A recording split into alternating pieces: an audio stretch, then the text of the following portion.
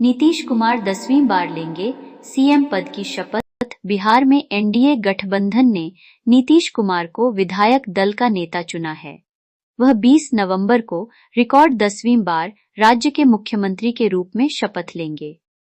सम्राट चौधरी और विजय सिन्हा बनेंगे डिप्टी सीएम। बिहार में बीजेपी विधायक दल के नेता सम्राट चौधरी और उपनेता विजय सिन्हा को उपमुख्यमंत्री पद की शपथ लेना तय हुआ है। पीएम किसान सम्मान निधि की 21वीं किस्त जारी। प्रधानमंत्री मोदी ने किसानों के लिए पीएम किसान सम्मान निधि की 21वीं किस्त जारी की। इस योजना के तहत 9 करोड़ से अधिक किसानों के खातों में ₹2 भेजे गए।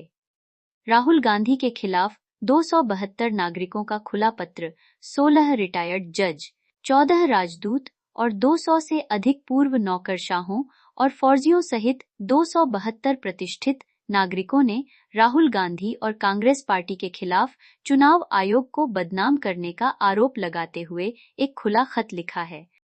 ट्रेड डील को लेकर भारत अमेरिका बातचीत। वाणिज्य सचिव के अनुसार भारत और अमेरिका के बीच व्यापार समझौते ट्रेड डील पर बातचीत अंतिम चरण में है। गैंगस्टर अनमोल बिश्नोई एनआईए की हिरासत में। गैंगस्टर लॉरेंस बिश्नोई के भाई अनमोल बिश्नोई को अमेरिका से भारत डिपोर्ट कर गिरफ्तार कर लिया गया है।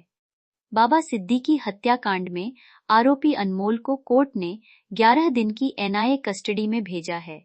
कुख्यात नक्सली कमांडर माडवी हिडमा एनकाउंटर में ढेर। छत्तीसगढ़ के सुकमा में सुरक्षाबलों के साथ मुठभेड़ में 50 लाख का इनामी टॉप नक्सली कमांडर माडवी हिडमा और उसकी पत्नी सहित कुल 6 नक्सली मारे गए हैं।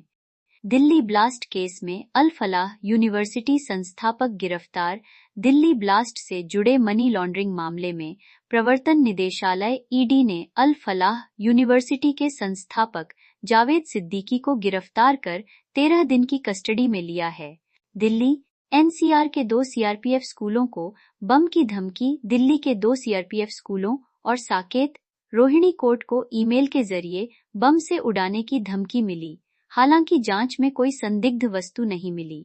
सऊदी अरबस हादसे में 18 भारतीय यात्रियों की मौत। उमरा से लौट रहे हैदराबाद के एक ही परिवार की 3 पीढ़ियों के 18 सदस्यों की सऊदी अरब में एक भीषण बस दुर्घटना में मृत्यु हो गई।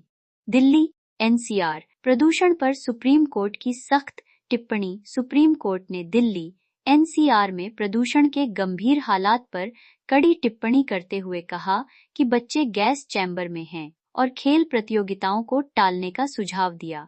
तलाक ए हसन पर सुप्रीम कोर्ट सख्त। सुप्रीम कोर्ट ने तलाक ए हसन की प्रथा पर सख्त रुख अपनाते हुए कहा कि पति का इतना अहंकार क्यों, उसे कोर्ट में बुलाएंगे।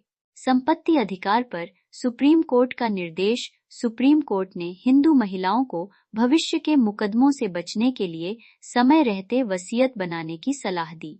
बॉम्बे हाईकोर्ट की क्रूरता पर टिप्पणी। बॉम्बे हाईकोर्ट ने कहा कि जीवनसाथी को बार बार आत्महत्या की धमकी देना क्रूरता है और ऐसे वैवाहिक संबंध जारी रखना असंभव है। ट्राई का फर्जी कॉल रोकने का प्लान। ट्राई ने फर्जी कॉल्स पर रोक लगाने के लिए नया नियम बनाया है। अब बैंक, म्यूचुअल फंड और बीमा कंपनियों की कॉल 1600 सीरीज के नंबर से आएगी। उज्जैन सिंहस्थ 2028 के लिए लैंड पूलिंग योजना निरस्त। मध्य प्रदेश सरकार ने किसानों के विरोध के बाद उज्जैन सिंहस्थ 2028 के लिए लागू की गई लैंड पूलिंग योजना को रद्द कर दिया। डीजीसीए का नया कदम। डीजीसीए ने विमानन क्षेत्र में तकनीकी दक्षता बढ़ाने के लिए रिटायर्ड अधिकारियों का पूल बनाने की तैयारी शुरू की है। भारतीय सेना में एआई और टेक्नोलॉजी पर जोर। सेना प्रमुख ने कहा कि भारतीय सेना अब केवल हथियारों से नहीं बल्कि आर्टिफिशियल इंटेलिजेंस एआई और टेक्नोलॉजी से भी दुश्मन को हराएगी।